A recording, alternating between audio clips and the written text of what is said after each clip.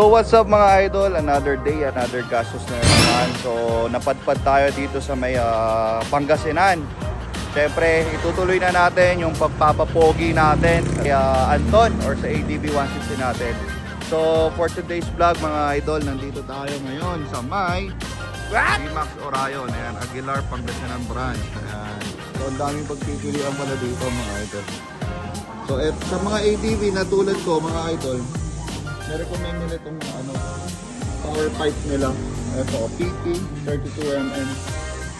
Ito pala yun, 38mm, 32mm. So ito pipiliin ko kasi para mag-complement siya dito. Yung mga linagay natin, no? Para mag-complement siya dyan. Tsaka halos malapit yung kulay niya dito. So ang ginawa ko, nag-message muna ako dito bago ko pumunta. So para at least preparado yung lahat. So yan, tinatansya na nila. So update ko kayo maya mga idol. So nagpa-customize tayo ng elbow. Pinalakihan natin. Mamaya masa-soundcheck natin to.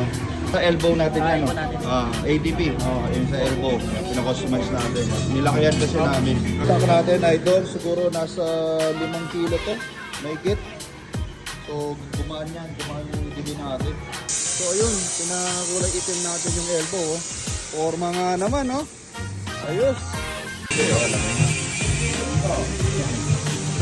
yung kulay itim ng elbow natin mga idol, magko-complement siya sa body ng motor natin. So yan, ito na siya. So nisalpak na natin. Ito yung napili natin. Tapos yung sa back sensor niya, pagpaparimap natin, yan siya tutuko. Okay na yan, ganda ng elbow. Ganda ng pagkakapo, gawa. First sound check tayo.